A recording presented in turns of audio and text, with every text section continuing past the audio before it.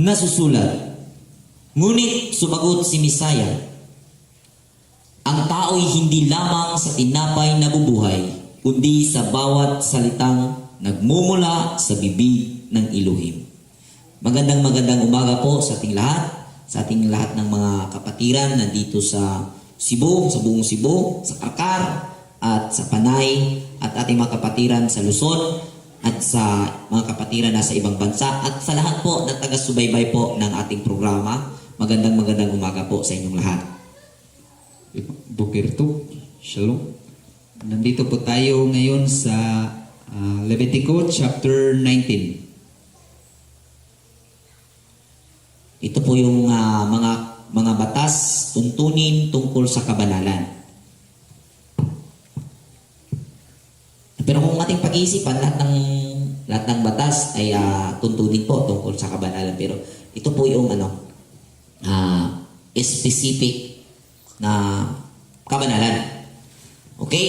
Leviticus chapter 19 verse 1. Sinabi ni Abba kay Mose, sabihin mo sa buong sambayanan ng Israel, magpakabanal kayo sapagkat akong si Yahweh na inyong Elohim ay banal. Igalang ninyo ang inyong ama at ina. Ipangilin ninyo ang araw ng pamamahinga. Ako si Abba, Yahweh na inyong Elohim. Amen. So, ang entrada po ng istorya ng Elohim dito, magpakabanal kayo dahil ako ay banal. So, parte pala ang pagkabanalan, yung kautusan sa pag-alang natin sa ating mga magulang ay parte pala yun sa kabanalan ng Elohim. Yun ang nauna. O yun ang binigyan ng unang ng Elohim, batas na magpakabanal kayo dahil ako ay banal. Igalan ninyo ang inyong mga magulang. So, hindi pala exclusive lang ang batas na yan para sa ating magulang, kundi talagang tumutukoy yan o pinapahatid natin ba sa ang kabanalan na galing sa Elohim. At sinabi pa dito, sundin ninyo, ipangilin ninyo ang araw ng pamamahinga.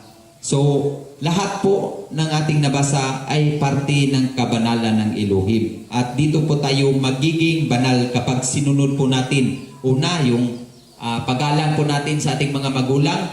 At pangalawa ay ang pagpangilin sa araw ng pamamahinga. Okay, at ang kasunod po, ito na po yung mga detalye. Okay. Verse 4, huwag kayong maglilingkod sa mga Diyos-Diyosan ni gagawa ng imahe upang sambahin. Ako si Yahweh na inyong Elohim. Kung maghahandog kayo sa akin ng handog ng pangkapayapaan, gawin ninyo iyon ayon sa mga tuntuning ibinigay ko upang maging kalugod-lugod sa akin. Dapat ninyong kainin iyon sa mismong araw na iyo'y ihahandog sa kinabukasan o sa kinabukasan. Kung iyon ay kakainin sa ikatlong araw, hindi magiging karapat-dapat ang inyong handog. Magkasala at dapat parusahan ang kakain iyon, sapagkat iyon ay paglapastangan sa isang bagay na banal. Dapat siyang itiwalag sa sambayanan. Amen. So, isa sa sinasabi dito, yung handog pangkapayapaan. Handog pangkapayapaan at huwag maglilingkod sa ibang mga Diyos-Diyosan. So, kung papansinin natin yung entrada ng istorya ng Elohim, igalang ninyo ang inyong mga magulang. At sumunod itong batas na ito na ipangilin ang sabat. Ipangilin ang sabat at huwag kayong maglilingkod o gagawa ng mga Diyos-Diyosan. So, sa ating paggalang sa ating magulang, ang magulang na tinutukoy po dito, yung mga magulang nating nakikipagsundo ng Elohim. At kapag igalang natin yung ating mga magulang na nakikipagsundo sa Elohim, hindi po tayo pwedeng gumawa ng Diyos-Diyosan. Dahil ang pagkikipagsundo ng ating magulang ay pagkilala sa iisang Elohim. At yun ay kasalanan kapag tayo ay lumabag na gumawa tayo ng Diyos-Diyosan. Hindi lang ang paglabag natin dyan sa batas na huwag kayong gagawa ng Diyos-Diyosan, kundi pati yung hindi natin pagalang sa ating mga magulang. Okay. At sa aking nakikita dito, Brother Rex, ang tinutukoy na magulang dito, cover po yung ating patriarchs, na kung saan nakikipagsundo po ang ating mga ninuno, which is Abraham, Yitzchak, and Yaakov, na tayo po ay sasamba sa Elohim na kanilang sinasamba. At kung tunay na iginagalang natin ang ating ninuno, magulang, na sina Abraham, Yitzchak at Yaakov, ay hindi ka pwedeng magsamba ng ibang Diyos-Diyosan at hindi ka gagawa ng ibang larawan upang yung yuyukuran at igagalang mo yung Sabat. Ganun po yun. At malawak pala itong sinasabing igalang mo ang iyong magulang. Kasi ito na nga yung naging tinatanong ko noon sa mga kasama natin, na sinabi ko na kung mag-example, ikaw ay ka-aanib sa pananampalatayang ito, tapos yung magulang mo is, sabihin na natin, Christian. Tapos, magpaalam ka na ikaw ay pupunta sa isang pista ng Elohim. Tapos sasabihin ng iyong magulang na Christians. Alam na alam yung verse na honor your mother and father. Tapos nagpapaalam ka, tapos hindi papayag. Tapos pag sinuway mo yung gusto, pag uwi mo, sabihin ng magulang mo, ang galing nyo magbasa ng Biblia, hindi nyo nauunawaan yung inuutos dyan. May inuutos dyan, honor your father and mother. Yeah. Yun po ang magiging katanungan na saan at sino itong mga magulang na ito. Bakit sinasabi ni Elohim na honor your mother and father? Ito pong magulang na ito ay cover po ang magulang na nakikipagsundo. At ang aking nakikita, which is ang ating mga patriarch. Ganun po yun. Dahil ang ating mga magulang, ang mga patriarka, ay nakikipagtipan na ang kanilang buong lahi ay kailangan sasamba sa kanilang Elohim. At pati itong ating mga magulang sa kasalukuyan ay kasama po na inuutusan, na i-honor ang mga magulang. At ang magulang na yon, yung mga magulang nating nakikipagsundo. Kasi pag tinitingnan mo na specific yung magulang mo lang sa kasalukuyan, medyo magkaumpugan yung verse. Pero kung titingnan mo na mula pala ito sa pinakapuno na kung saan nakikipagsundo, ay ito yung flow na kahit yung mga magulang mo ngayon, pag nauunawaan nila yung pakikipagsundo ng ating mga ninuno na si Abraham at si Isaac at si Jacob, na hindi tayo sasamba ng ibang Diyos-Diyosan, ay covered pala ito. So ang magulang na tinutukoy dito, Brother Rex, si Abraham at saka si Yitzchak, at saka yung mga magulang natin na ganun ang paninindigan katulad ni na Abraham at Isaac. Kasi yung mga magulang natin ngayon na nakakasumpong sa tamang pananampalataya at pagsamba, siya po ngayon ang tumatayo bilang Yitzchak, Abraham, and Yaakov. Pero hindi po, sa ngayon po kasi meron pong mga pagkakataon na yung ang ating mga kamag-anak ay ang medyo hindi ng pananampalataya. Kaya ikaw ngayon na nakakaalam sa katotohanan, igalang mo ang iyong magulang with igalang mo ng tamang pamamaraan. Hindi pwedeng dahil hindi sabihin mo, ay, hindi ka to, wala sa katotohanan yung magulang mo, hindi mo na igalang. Masasabi mo nga, Gentiles yan. Maling-mali ka doon. Magulang pa rin yan. At kahit anong mangyari, magulang mo yan. Kaya, igalang mo sa tamang pamamaraan. Ipakita mo ang iyong paggalang sa tamang pamamaraan. Yan po. Verse 9. Kung mag-aani kayo sa inyong bukirin, itira ninyo ang nasa gilid At huwag ninyong balikan ang inyong mga naanihan. Huwag ninyong pipitasing lahat na ang bunga ng ubasan, ni puputulin man ang mga nalalaglag. Bayaan na ninyo iyon para sa mahihirap at mga dayuhan. Ako si Yahweh, ang inyong Elohim. Amen. So ito po ang tungkol sa pag-aani. So itong batas na ito, may existing pa ito sa ating ang mga bukid-bukid ba? O kahit ako nga nakarating pa sa pamaraan na ito na manghag daw yung may mga sobra na kinukuha. So masasabi nating may kaugalian tayong namana talaga sa ating mga ninuno na tuwing mag-aani, sinadya talaga nila na hindi uubusin ang lahat sa pag-aani. Parang may ititira talaga para sa mga mahihirap o sa mga langyaw, mga dayo, at sa lahat ng mga kabos. Yun po ang batas na tungkol sa pag-aani. At isa itong tuntunin para sa kabanalan. Oo. So, kabanalan, lahat ng ating binabasa ngayon, tumutukoy po ito sa kabanalan. So, kabanalan po ang pinag-uusapan natin Okay. Sa verse 11, huwag kayong magnanakaw, mandaraya, o magsisinungaling. Huwag kayong manunumpa sa aking pangalan kung ito ay walang katotohanan. Iyon ay paglapastangan sa pangalan ng inyong Elohim. Ako si Yahweh. Amen. So, ang pagnanakaw, mandaraya o pagsisinungaling, yun po ang isa sa mga batas ng Elohim na hindi masisira yung kabanalan mo kapag ginawa mo ang Mga bagay na ito. At yung huwag kayong manunumpa sa aking pangalan kung ito ay walang katotohanan. So, kadalasan nangyayari ito during yung mga nasa mga hukuman ba? O yung manumpa ka. Sa kasal may panunumpa ba? Mayroon. Oo. So isa po yun. Pilian yun yung pakaslan niya.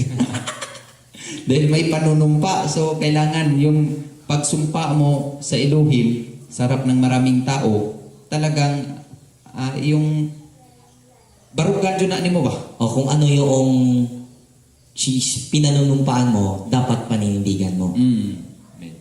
Okay. So verse 13, huwag ninyong dadayain o pagnakawan ng inyong kapwa. Huwag ninyong ipagpapabukas ang pagpaswildo sa inyong mga manggagawa. Huwag ninyong mumurahin ang mga bingi at lalagyan ng katikisuran ang daraanan ng mga bulag. Matakot kayo sa Elohim. Ako si Yahweh.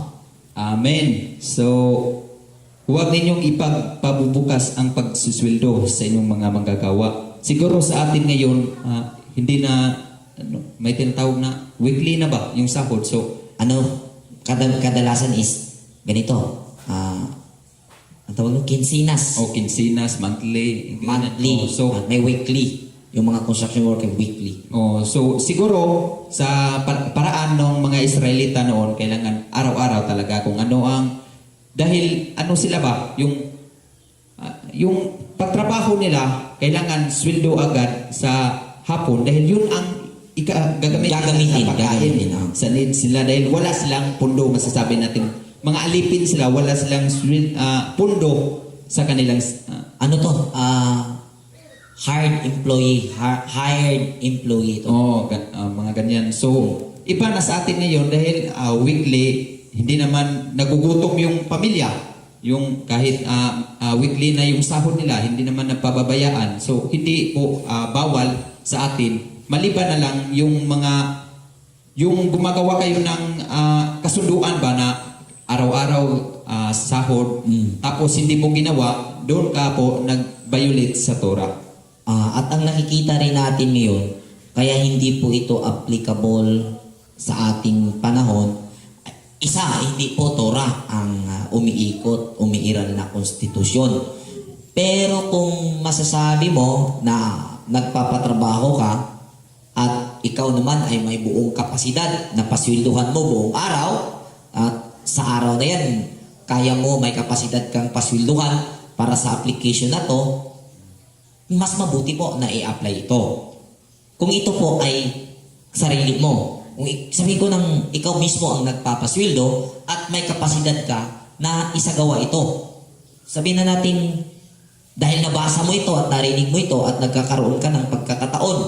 Kasi ang usapin po ngayon is application, utos ng pag-ibig eh. Kaya, kung ito ay maaano mo sa iyong sarili ang kapasidad na magpasweldo bawat araw, kung ikaw ay mayroong mga pinasusulduhan. Kasi ang utos, sa itaas po kasi Brother Rex, sa verse 11, ang sinabi, huwag kayong magnanakaw, mandaraya, o magsinungaling. Kasi sa panahon po ngayon, yung pera, imagine, mayroon kang malaking company. Ang pera, isang buwan, pag yan ay nasa bangko, may interest yan. May interest yan. Kaya, umiiral po yung business strategy ng mga negosyante. Kaya, masasabi nating pwede na nakakapagnakaw po sila dahil yung sahod ng tao ay hindi nila naibigay at napabigyan pa ng interest doon sa bangko. Pwedeng ganun. At nung nagpasweldo na sila, hindi naman binigyan ng interest. Kaya pwedeng ganon. At kung atin din pong i-analisa sa ating sitwasyon, hindi rin natin masisisi dahil yun na ang mga batas na nakasanayan sa sistema ng panggoberno natin. Pero kung sarili mo, papasahod ka, papatayo ka ng bahay, tapos mayroon kang buong kapasidad na i-apply ito, mas mabuti po na i-apply po natin ayon po sa ating kapasidad para po ating pong maramdaman ano ang pagkakaiba ng nagsasahod ka bawat araw at nagsasahod ka ng lingguhan o bawat 2 linggo o 1 buwan. Ganun po yun. At ito po ay inuutos at naaayon po sa ating kapasidad ngayon. Yan po ang aking analysis yun. Okay, verse 15. Huwag kayong hahatol ng hindi makatarungan. Huwag ninyong kikilingan ang mga mahihirap. Kaya'y katatakutan ang mayayaman. Humatol kayo batay sa katuwiran. Huwag kayong magkalat ng anumang nakakasira ng puri ng inyong kapwa. Sasaksi laban sa inyong kapwa upang ipahamak lamang siya. Ako si Yahweh. Amen. So ito yung tungkol sa pagiging paghuhukom na hindi po tayo pwedeng pumabor sa mga mahihirap at sa mga may kaya. Kung sino ang may sala, siya ang may sala. Ganon. Puti is puti. Puti is puti. Itong is itong. Ganon. So, dito natin makikita yung Torah ng Elohim, hindi papabor kahit sino kapag tayo ay nakagawa ng kasalanan. Kahit hari, anak ng hari, kapag nakagawa ng kasalanan, hindi pwedeng itolerate sa batas ng Torah. Kahit na mabigyan natin na example dito, anak ni Aaron, ganun ang nangyari sa kanila. Yung pagkakasala nila hindi sila naging tinolerate ng Elohim ba na anak sila ng punong pari o anak sila ni Aaron. Hindi pinagbigyan. Hindi binigyan, kundi yung hustisya talaga ang pinapairal ng Elohim. So may mababasa pa tayo sa susunod siguro nga mga chapter nito na kahit yung mga luha ng mahirap ay wag mong gawing yung kadahilanan mo na mabago ang hustisya. O di kaya ang pera ng mga mayayaman yung ang makatakip sa iyong mga mata. Kasi lalo na ngayon, Brother Rex, sa panahon kasi natin ngayon, lalo na may social media, ang kadalasang na ating nauobserba, pagka binudburan ng medyo madrama, tapos mahihirap, at sinimpatiyahan ng social media, ito po ay masasabi nating na-abuse ba yung sinasabing hukom or hustisya dahil dapat yan ay paboran dahil yan ay mahihirap at kaawa-awa yung sitwasyon. At yun ang nakikita natin. At sa kabila naman ng ibang side, pagka kasi mayaman, mahirap tablan ng kaso, mayaman. At yun ang realidad na nangyayari sa ating henerasyon.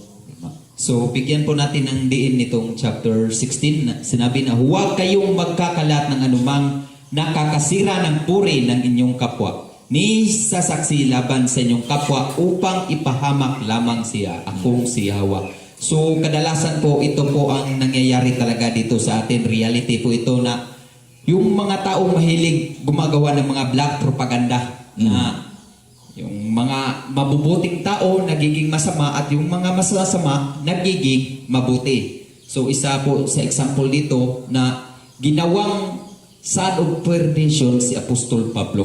Yan, mabigat yan. Dahil ito na yung pagiging apostol o pagiging lingkod ng Elohim ay ginawa ng may mga katuruan na gumagawa ng mga black propaganda laban kay Apostol Pablo. So kung Paninira po ito. Isa po ito sa pinag-aano ng Elohim na ito ay paninira ng puri. So malaking kasalanan po yan. Hindi yan biro dahil kung papansinin po natin yung mga sinalita ng Elohim dito sa ating mga binasa kanina pa, after ng pagbasa ng mga kautusan, sinabi talaga dito na ako ang inyong Elohim, akong si Yahweh na inyong Elohim. Dapat kayong matakot. Ganyan talagang na sa mga huling mga salita dito na binibigyan ng diin ng Elohim ba na parang signature ba na ito talaga dapat ninyong sundin dahil ako ang inyong Elohim. This is my decree. Ito yung order ko. O si Yahweh. Hindi nagbabago kasi yung Yahweh i-exist, hindi nagbabago magpakailanman. Yun siguro ang pinapaintindi. Kaya't nailagay ako si Yahweh sa bawat detalye na isulat. Napakalaking pala yung paninirang puri sa pagpapakalat ng para sa ikakasira ng isang tao, isang personalidad na wala namang katuturan. Kaya napakalaking kasalanan po. At natataon po ito dahil po sa ngayon ay election. Kahit po hindi po ito pang yung mga kandidato dahil po wala silang alam sa Torah. Basta-basta na lang po sila gumagawa ng issue para sa ikasisira ng kapwa. Parang normal na lang ba? O naging normal na kalakaran dito sa ating henerasyon. Ginagawang mga joke. Yun ang nangyayari. Kaya pasama talaga ang mundo. At kasi lahat ng ito, tuntunin po ito tungkol sa kabanalan. At ito ang hindi napapansin na ang kabanalan pala ay ito, yung mga rules na to. Yun ang hindi napapansin ng marami nating kababayan. At magbibigay po tayo ng diin ito sa na mamaya sa huli para po maihatid po natin sa ating mga tagapanood na mga Kristiyano. Okay, verse 19 po. Sundin ninyo ang aking mga tuntunin. Huwag ninyong palalahian ang hayop na inyong alaga sa hayop na di nito kauri. Huwag din kayong maghahasik ng dalawang uri ng binhi sa isang bukid. Huwag kayong magsuot ng damit na yari sa dalawang uri ng sinulid. Amen. So, ang crossbreeding, bawal po talaga yun. Yung gumagawa ng bagong species ba? Bagong species ng hayop. So, at yung pagtatanim ng dalawang binhi sa isang lupain. Yung ganyan, yung sa katudling may alter pa. Naka-alter. Ito, example, nakikita ko to sa mga farming ngayon sa YouTube. Dito, Mais. Ampalaya. Then sa gilid, wumbok. Alam mo yung wumbok, yung Chinese pichay. Diyan sa gilid. Naka-alter po siya. At bawal po pala sa Torah yun. Dahil mag-cause po yun ng crossbreeding na pwedeng ang maging resulta ay makakasama. Ganon din po sa hayop Rorex. At ang hilig po ngayon nito ay ang kadalasan po mahilig sa paggawa ng ganito, lalo-lalo sa mga hayop, itong Europeans. Oh. Nakikita ko nga yung gumagawa siya ng maraming uri ng ahas ba. Tuwang-tuwa siya mag-ano siya ng ahas, nag-crossbreed siya ng ahas. Iba't iba yung yung itlog na pusa na ba. Lumalabas yung ahas, iba't iba ang kulay. Mayroong pula, mayroong puti, mayroong basta. At tuwang-tuwa siya na naging ganun. At sabi niya, ang ganda. Very, masayang-masaya siya. Kaya sabi ko, talagang ang tao ay gumagawa na sa gusto ng Elohim, ito ay iniutos na huwag gagawin. At sa damit, 2 sinulid ang inuutos. Ito, maraming nagtatanong nito tungkol sa damit. Ano ba ang ating mai-example dito na 2 uri ng sinulid? Yung 2 uri ng tela. Kasi may linen at mayroong sa napapansin ko, kadalasan sa ating damit ngayon is cotton. Ito yung kadalasan. Pero sa napapansin ko, wala naman sigurong 2 uri ng tela na naikabit ngayon sa isang damit. Yun ang na-obserba ko. Pero sa mga special na mga damit, lalo-lalo na sa mga props, doon po ito na nakikita natin, lalo-lalo na sa mga props. Yun ang mga ma-obserbahan natin. At bawal po yun. At yung 2 uri ng seedling sa bukid ay nakikita din po natin ito na nag-i-exist. Bawal po ito na naka-alter sa isang alter yung yung pagtatanim. Okay, tuloy po tayo. Verse 20. Kung ang isang lalaking sumiping sa kanyang aliping babae na nakatakdang pakasal sa iba ngunit di pa natutubos o pa napapalaya, dapat itong siyasatin. Hindi sila dapat patayin sapagkat di pa napapalaya ang aliping babae. Ngunit ang lalaking magdadala ng isang tupang lalaki bilang handog ng pambayad sa kanyang kasalanan. Dadalhin niya ito sa pintuan ng tulda ng tipanan at ihandog ng pari, sa gayon siya'y patatawarin. So, ito mga batas na ito, batas tungkol sa pagiging alipin at yung kanyang amo. So, kapag yung lalaki pala, yung amo niya ay nakagusto sa aliping babae, so yung alipin ay hindi pa nakakalaya.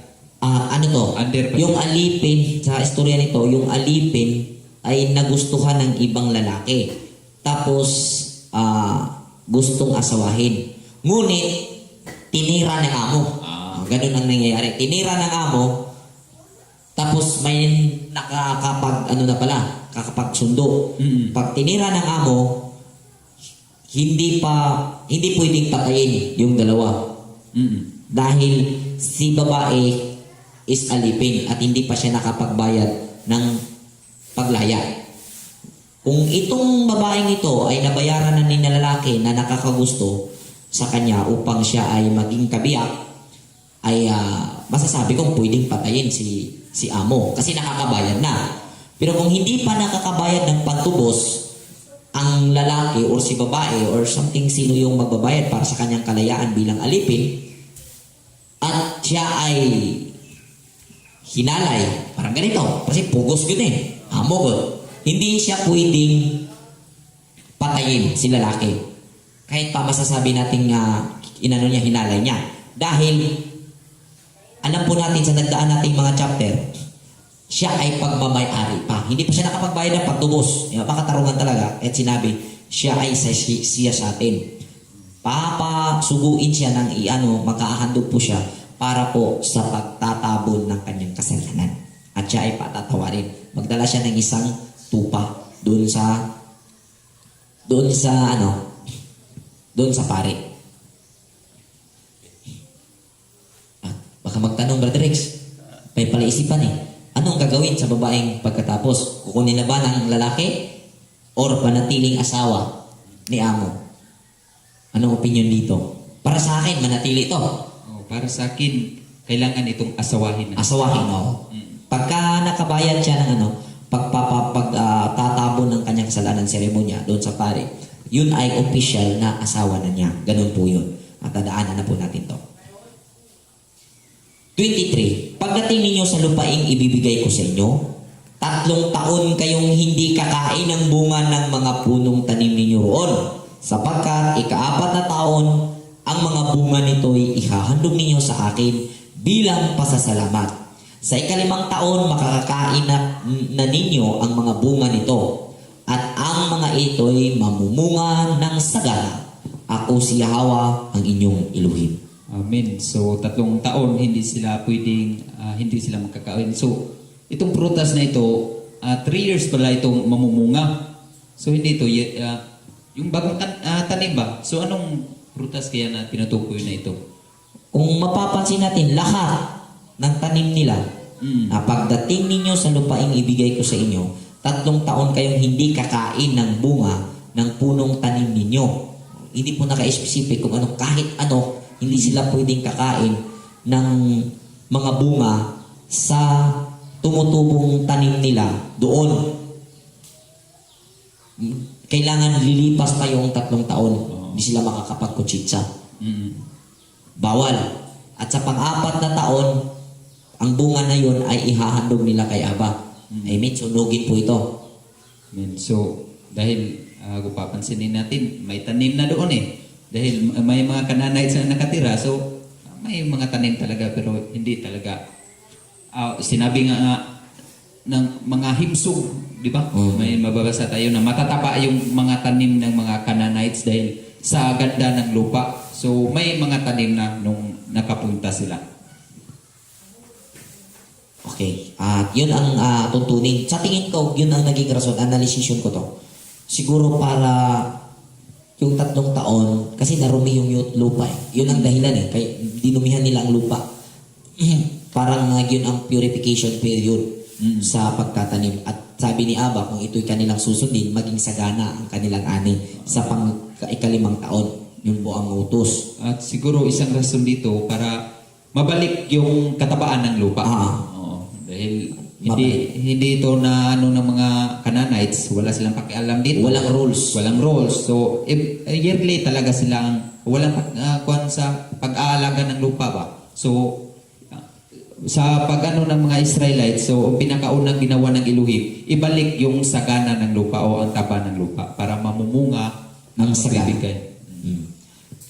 Okay, verse 26, huwag kayong kakain ng anumang karning may dugo.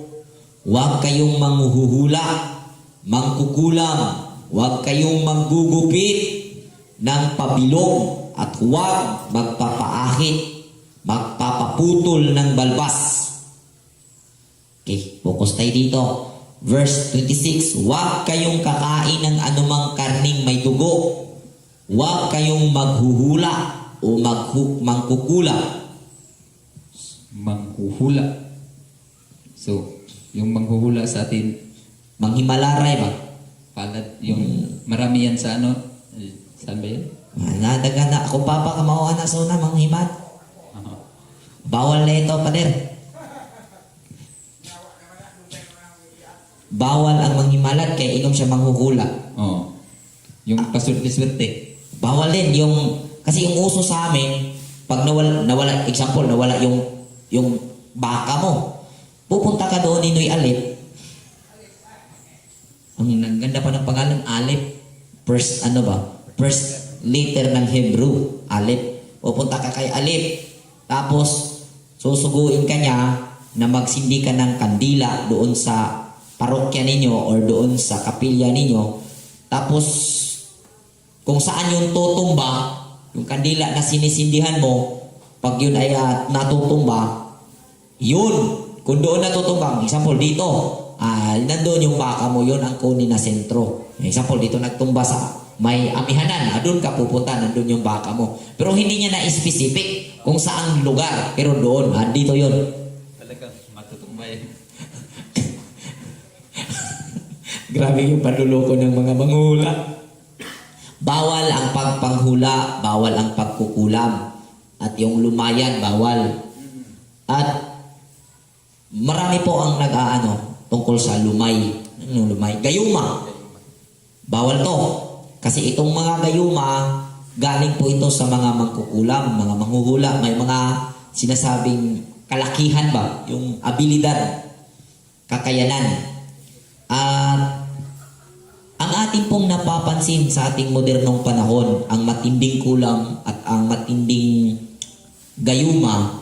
Ano nga, yun bro? Yung matinding gayuma ngayon? Yung ganito ba?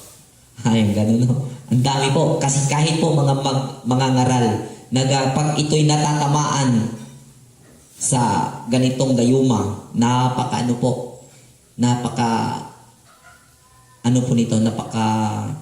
effective na gayuma.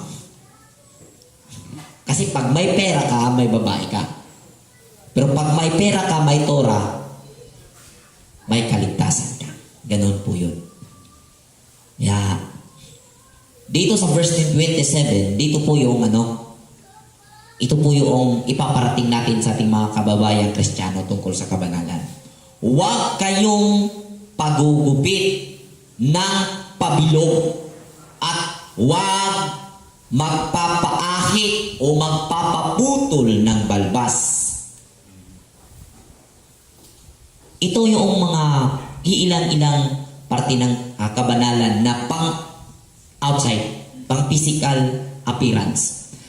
Pero yung binasa po natin mula kanina, ang mga tuntunin pong yun ay ang tuntunin sa kabanalan. Pamumuhay ba? Pero ngayon po, sa ating pong napapansin pagka kabanalan ang pinag-uusapan, Brother Rex, lalong-lalo na sa mga Pentecostal, at hindi naman siguro kasalanan kung hindi naman po siguro masama kung ating i-mention, lalong-lalo na yung Jesus Miracle Crusade group na Christians, ay pagka sinabing kabanalan, diretso po na nasa pag-iisip nila, palda at saka buhok. Pag sa babae, dito tayo sa lalaki, ganun din. Pagkakabanalan, kailangan walang balbas at malinis yung gupit mo at nakapantalon at huwag maghuhubad ng damit. Kahit maligo. Kahit maligo sa dagat, bawal. Kasi pag naghuhubad ka daw ng damit, wala na sa iyo ang kabanalan. May iba, kailangan talagang makaputi. At pag nagsamba, dahil kabanalan ang pinag-uusapan, kailangan puti. Yun po ang itinuturo ng mga ngaral na ito. At nakapokus po ang kabanalan na sinasabi ay tungkol sa pananamit. Ito'y hindi pagtutuliksa at hindi paninira, kundi reality po ating pag-uusapan. Kung palda at pantalon ang babasihan sa kabanalan, kung sa lalaki pantalon, kung sa babae palda, ay hindi po yan tutugma sa biblical na pamamaraan. Bakit po? Kasi po, mga kapatid, wala pa pong palda, wala pa pong pantalon panahon ni na Moses. Ano po yun? Whole dress. Yung typical na makikita natin sa mga Muslim nating kababayan na nasa Saudi, yung po ang damit nila. Kaya kung ipagpipilit ninyo na yung kabanalan ay pinapalakas talaga nyo doon sa pampisikal, na magdamit kayo tulad ng damit na makikita natin sa ating mga kababayang mga Arabo, mga Indiano. Yung po ang kabanalan na pananamit. Kasi nakapokus mo sila, Brother X, sa Book of Deuteronomy may sinasabi, ang babae huwag magdamit, damit ang lalaki. Yung lalaki huwag magdamit, damit pang babae. Ngayon tatanong ko, kung ito man ay makakarating sa inyo. Kung isang babae magdamit pantalon panlalaki, anong tawag? Uy, tomboy. Ano yan? Lesbian. Tatong ko rin. Pagka isang lalaki nakapantalon, ngunit leggings, yung pinahubag ba? Pinaluta ang tirada. Anong ituturi? Pantalon yan ha? Pantalon. Pero, pantalon pang babae. Ang ano kasi ng mga kababayan nating Kristiyano, pagkapantalon specific para sa lalaki lang. Pagkapalda specific para sa babae lang. Yung whole dress ba? Pagka whole dress, pambabae yan.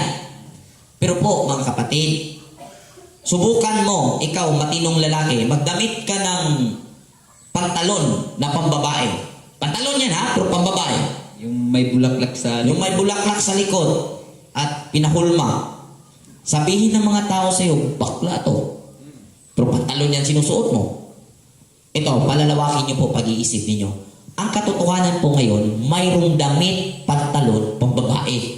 Mayroon ding damit, pantalon, panlalaki. Mayroon ding whole dress, damit, pang lalaki. Mayroon ding whole dress, damit, pang babae. Ang pag-uusapan po natin ngayon na may katotohanan na may kabanalan, yung pong damit na hindi malaswa. Kahit po si babae nakapalda yan, tapos see-through naman. See-through. Yung tagus. Lalo na nakaputi. Required. Pag sa baptism, kailangan nakaputi. Tapos si preacher nagbaptize. Tapos nung nabasa na si babae, uy, minglakra ang bukid sa Mount Pinatubo. Maon na ron. Puti, may kabanalan. Ayaw ng itim. Pero ang nagputi ay gusto ni preacher. Gusto ni baptizer. Bakit? Hulma kayo eh. Yun po ang hindi nila nakikita na realidad na mga nagaganap. Ito po ang tunay na kabanalan. Ang kabanalan po, tunay na kabanalan, mula kanina, binasa po natin, yun po ang mga pag-uugali na may kabanalan. Sa usaping pananamit, kabanalan, sikapin mo, alam mo sa sarili mo, kung ano ang malaswa at hindi malaswa. Hindi na yan dapat ituro. Kung ikaw ay mayroong pag-iisip tungkol sa delikadesa, alam mo, yung sinuot mo ay kaakit-akit. Lalong-lalo na sa mga babae, Brother Rex. Ako, naalala ko dati, yung asawa ko, nakapalda yan. Tapos, ang advice ko, kailangan mag-leggings ka. Pag nakapalda ka, kailangan naka-leggings ka. Kasi pag nabukas yung palda, see-through na yan. Ganun po. Pero, sabi ng asawa ng church leader natin dati, doon pa po yun, sa kabila pa. Kasi ang dami kong pinanggalingan. Huwag daw hindi pinapang-awit. Kasi, yung nakapalda ka, tapos naka-inner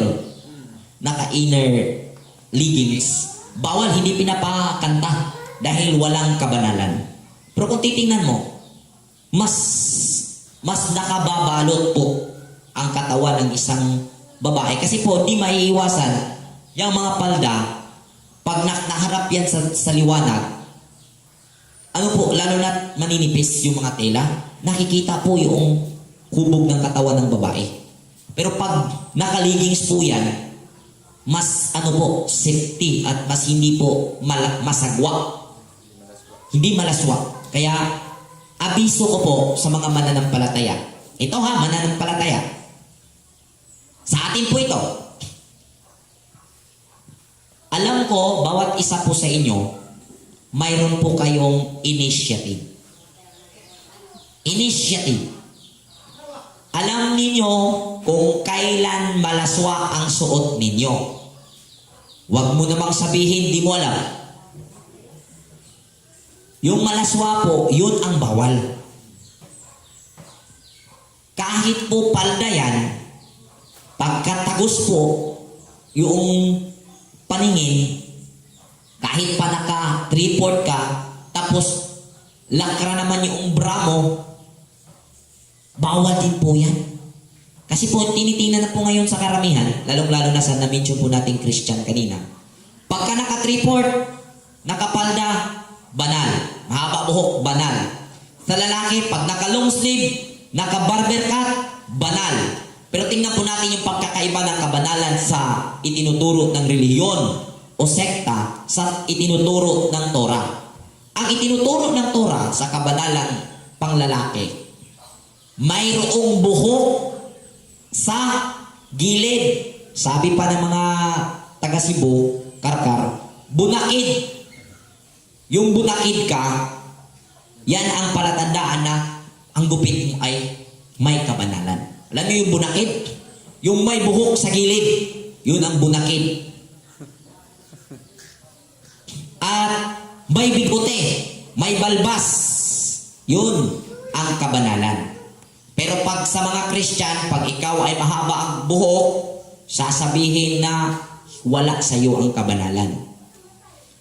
Pagka may bigote ka, wala sa iyo ang kabanalan. Bastos ka para sa kanila. Pero taliwas ang itinuturo ng Torah. Sa batas pang kabanalan, pisikal, bawal putulin yung bigote. Yung balbas, balbas. Iba yung bigote, iba yung balbas. Ang bawal po putulan, ito pong balbas. At ito po, bawal po ito papuputol. Pero po, ito po yun ay mayroong mga konsiderasyon. Itong konsiderasyon, hindi po ito nagbabalik sa Torah. Ipapaunawa ko po. Kaya nasabi kong mayroong konsiderasyon ang kabanalan na itinuturo po dito. Dahil po, ang Torah ay hindi konstitusyon na yun. Yun po. Kaya mayroon po tayong mga sitwasyon na hindi natin maa-aplikar. Hindi natin maisasabuhay ang mga guidelines tungkol sa kabanalan na ito. Lalong-lalo na sa mga lalaki na tatrabaho. Gaya na lang ng ikaw ay nurse. Tapos, dito sa Pilipinas, magpapabalbas ka, sisitahin ka ng doktor na kasama mo at sa pamunuan ng company na pinapasukan mo. Ganun po yun. Kaya, yun po ang mga konsiderasyon. Pero kung ikaw ay may sapat na kakayahan upang i-apply yan, dahil hindi po sagabal ang iyong pamumuhay, sabihin na natin nagnegosyo ka, or sa trabaho mo hindi bawal, i-apply mo. Bakit po? Diyan mo po maipapakita na nakikipagsundo ka sa iluhin, hindi sa pamamagitan ng kautosan na nakasulat sa bato. Yung nakasulat sa bato, yun po ay tumutukoy na Torah ang naging konstitusyon sa kapaligiran mo. At yung sinasabi niya na gagawa siya ng bagong pakikipagtipan na isusulat niya sa iyong puso, tumutukoy po yun sa naaayon sa iyong pag-ibig na pagsunod at buong kapasidad. Ganun po yun. Kung ikaw ay may kalayaan at mayroong kakayanan na isagawa ang ganung mga kautusan patungkol sa kabanalan, sikapin mo. Sikapin po natin. Yun po ang kalooban ng Ama. Okay, tuloy po tayo. Nawa po ay maintindihan po ng ating mga kababayan na ang tungkol sa pananamit. Verse 20. Huwag kayong maghihiwa sa katawan dahil sa isang namamatay ni nalalagay ng tato. Ako si Yahweh. Tato. So, bawal pala yung pagtatato. Kahit huwag kayong maghihiwa sa katawan dahil sa isang namatay ni maglagay ng tato. So, iba yung paghihiwa, so iba yung pagtatato. So, bawal pala yung mga ginagawa ng mga karamihan na pagtatato. So, ngayon na alam po natin, ngayon po natin simulan. So, yung may mga tato na pabilin. Bili ng sa tato na ma-erase.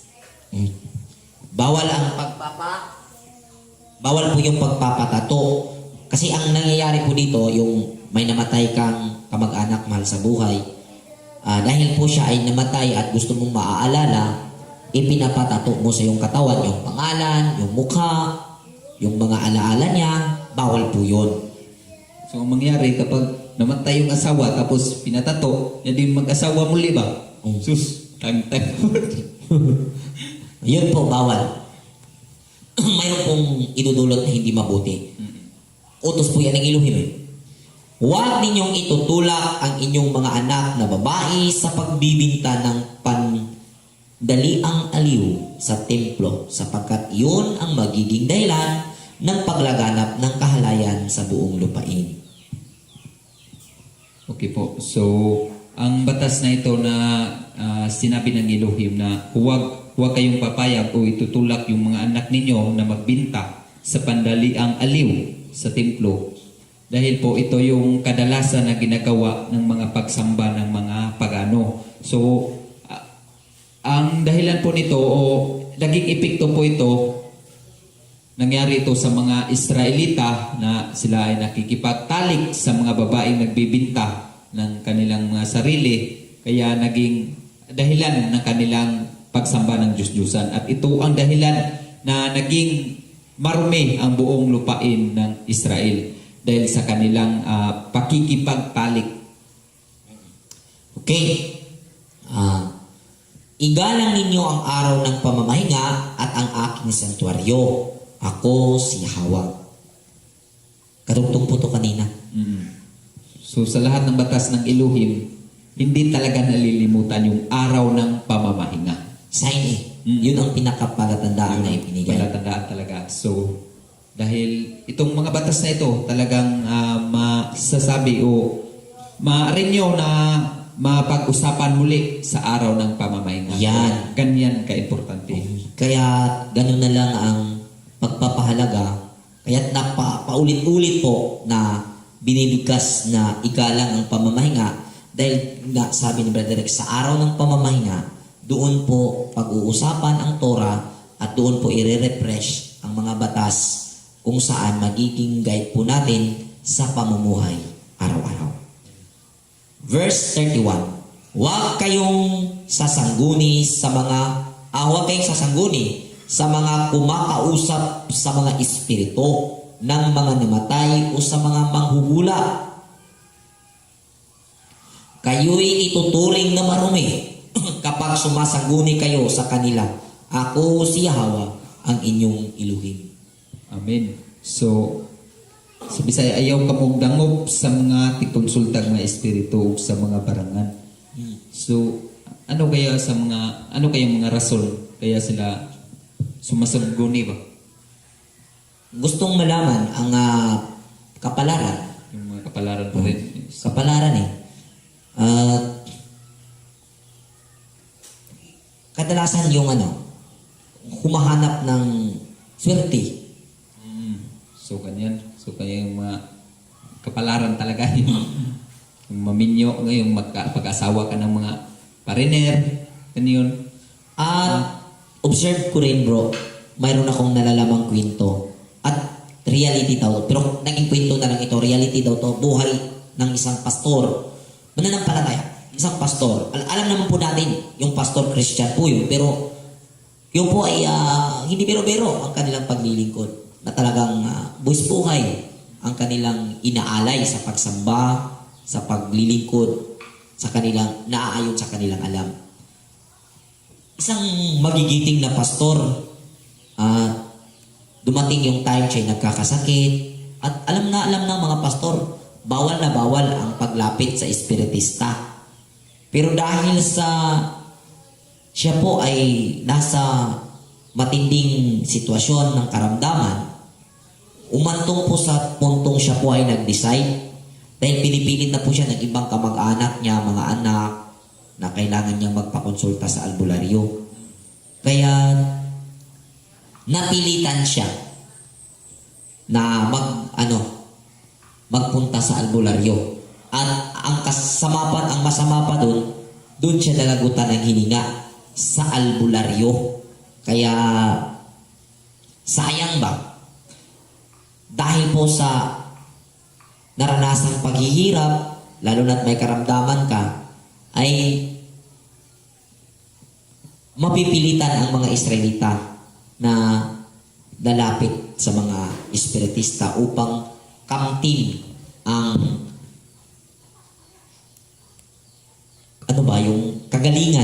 sa iniindang sakit. So, kadalasan na mga rason nila yung mga lahi mo ba, yung mga gustong pumunta ka sa albularyo, magsasabi na wala namang mawawala. O, maniwala ka na lang, wala namang mawawala sa iyo. Walang mawawala. Yun ang alam nila, walang mawawala. Pero napakalaki po ang mawawala. Yun ang yun ang dapat. At siguro, natalakay po natin ito. Ito po, itanim natin sa ating mga sarili. Kailangan po nating manindigan. Kung mangyari man na tayo ay hahantong sa ganong sitwasyon sa kagaya ng sinabi ko kanina, piliin niyong mamatay sa kamay ng doktor, huwag sa albularyo. Kung ipagpupumilit ng iyong kamag-anak na ikaw ay papagamot, papayag ka sa doktor. Pero pag sa albularyo, huwag po. Dahil magagalit po ang Elohim. Yan po ang mandato niya na huwag gagawin. Okay, verse 35. Huwag kayong mandaraya sa pagsukat, pagtitimbang o pagbilang ng anuman. Ang inyong timbangan ay kiluhan, sukatan ng harina at sukatan ng langis ay kailangang walang daya. Ako ang nag-alis sa inyo sa Ehipto, ako si Hawa ang inyong Elohim. Sundin ninyo ang lahat kung tuntunin at kautusan, ako si Hawa. Amen. Siguro, hindi na ito bago sa lahat ba? Yung pamilyar o meron na tayo dito ba? Practice na natin ito na talagang bawal talaga itong mga gawain na ganito. Pero sa patuloy pa rin yung pag-practice ng mga ganitong mga gawain dahil kahit sa mga dito nangyari ito doon sa amin doon sa palengke namin na talagang yung kiluhan ng baboy. Then pag nung pumunta yung mayor doon, may sukatan sila na yun talaga ang tamang sukatan na para sa lahat ba. Yung pag-testing ng kanilang sukatan ay talagang napakalaki ng kulang. So, talaga sila na sira sila ba? Pero akala nila, normal na lang na ginagawa ng mga mamamayan. Which is, hindi alam ng marami na ang ganung gawain, kung yung isunod, yung pagiging tapat ba? Kasi, alam mo, Brother Rex, yung mga kababayan natin, mga Katoliko, mayroong mga tao talaga na Katoliko yan, ha? Pero tapat, grabe yung katapatan tungkol sa pagpapatupad sa ganun. At hindi alam ng marami, yun pala ay napakalaking parte sa utos ng Elohim tungkol sa kabanalan. Mga tuntunin, yan pala ang tuntunin ng may kabanalan. Pero yung iba, mga Christians, yung mga born again, sabi, normal lang daw yan sa business. No po, hindi po yan normal. Normal yan sa masama. Pero kung ikaw ay mayroong sinusunod na tuntunin at kinikilala ang Elohim, abnormal po yan. At napakalaking taliwas sa pamumuhay bilang naghahangad na makamit ang kabanalan. Kaya lahat po ng tuntunin sa pamumuhay na magiging tapat at maging sa nakikita ko po sa kabanalan na ito, ang buong summary po is righteousness. Kabuuan po ng kabanalan na sinasabi ay righteousness. Kung pagiging matuwid sa bilang isang mamamayan. Di ba? Ito po yung magiging matuwid ka sa iyong lipunan. At ito pala yung kabanalan. Tapos natutuon na po ang kabanalan, pag sinabi kasi kabanalan, doon napapako sa pananamit. Kaya, hindi ko naman po sinasabi dahil ito yung kabanalan, kinukonsinti na po natin yung mga nagpaik-ik, nagpa-ispagiting pababa. Ang sa atin po, i-general po natin, mula sa lahat ng napag-usapan kanina, lalong-lalo na po sa ating mga kasama sa mga pananampalataya. Mula po sa napag-usapan kanina, i-review nyo po yung mga verses Yun po ang mga tuntunin para sa kabanalan. At